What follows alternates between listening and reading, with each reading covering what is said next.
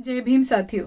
मैं क्षमा चौहान आप सबको डॉक्टर भीमराव अंबेडकर जी की 130वीं जयंती पर हार्दिक शुभकामनाएं देती हूँ। डॉक्टर भीमराव अंबेडकर जी ने हम सबकी उन्नति के लिए और भारत के निर्माण में भी काफी सारे पहलुओं को छुआ, पर उनके कुछ ऐसे पहलू भी है जिसके बारे में शायद हमें नहीं पता।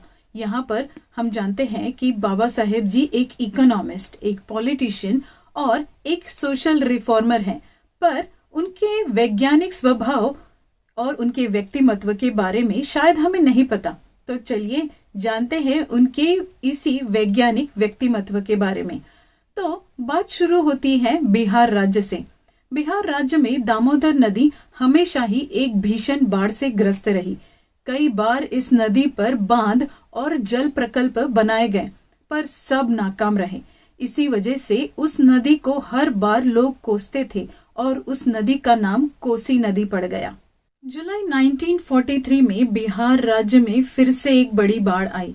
इस बाढ़ की चपेट में करीब हजारों लाखों लोग आए। इस बाढ़ ने बिहार से लेके बंगाल तक के लोगों को अपनी चपेट में ले लिया था। ब्रिटिश सरकार के सारे आवागमन के रास्ते बंद हो चुके थे। उन्हें माल पहुंचाने में भी काफी दिक्कतों का सामना करना पड़ रहा था। तब ब्रिटिश सरकार ने दामोदर नदी पर उपाय योजना की शुरुआत की। इसमें सबसे बड़ा प्रश्न यह था कि इतनी बड़ी नदी की विपदा को सुलझाने की जिम्मेदारी किसे दी जाए। उस दौरान doctor Bhimrao Ambedkar ji viceroy committee के सदस्य हुआ करते थे। उनकी नियुक्ति 1942 में हुई थी।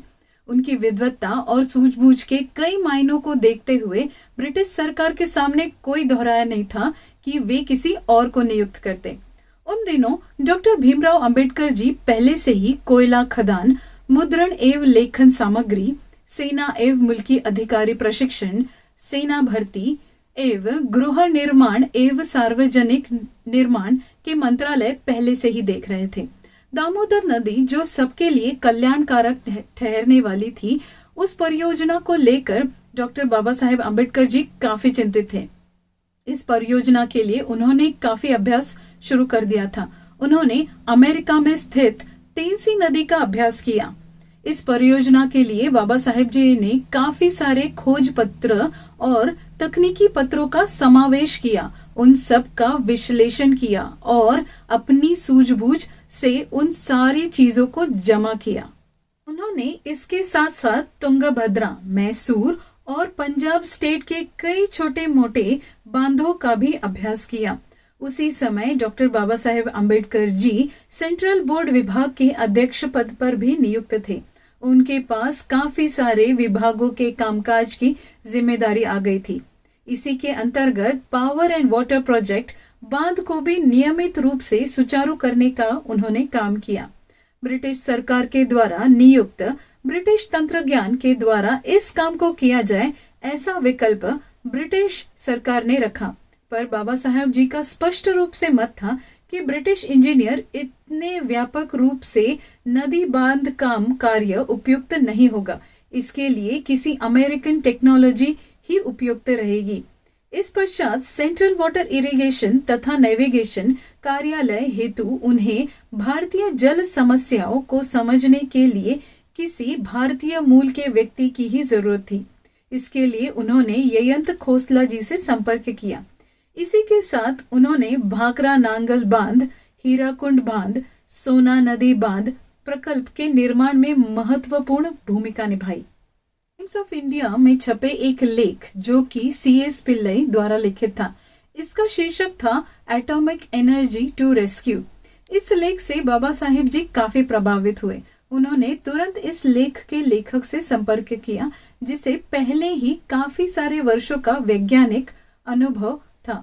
फिर क्या था, उन्होंने साथ मिलकर काम करना शुरू कर दिया। शुरुआती दौर में कुछ बांध बनाए गए, पर बांध इतने मजबूत नहीं रहे जो भारी वर्षा में टिक सके। काफी विचार विमर्श के पश्चात एक सूझ भरी योजना के साथ वो सामने आए। उन्होंने सोचा कि क्यों ना नदी के तल में ड्रिल किया जाए। इसका नतीजा यह हुआ कि बाढ़ के पानी को भी नियंत्रित किया गया और भूतल में पानी का स्तर भी बढ़ाया जा सकेगा। यह तकनीक काफी कारगर साबित हुई। इन सब से हमें यह पता चलता है कि बाबा साहेब जी का वैज्ञानिक दृष्टिकोण कितना मजबूत और सक्षम था।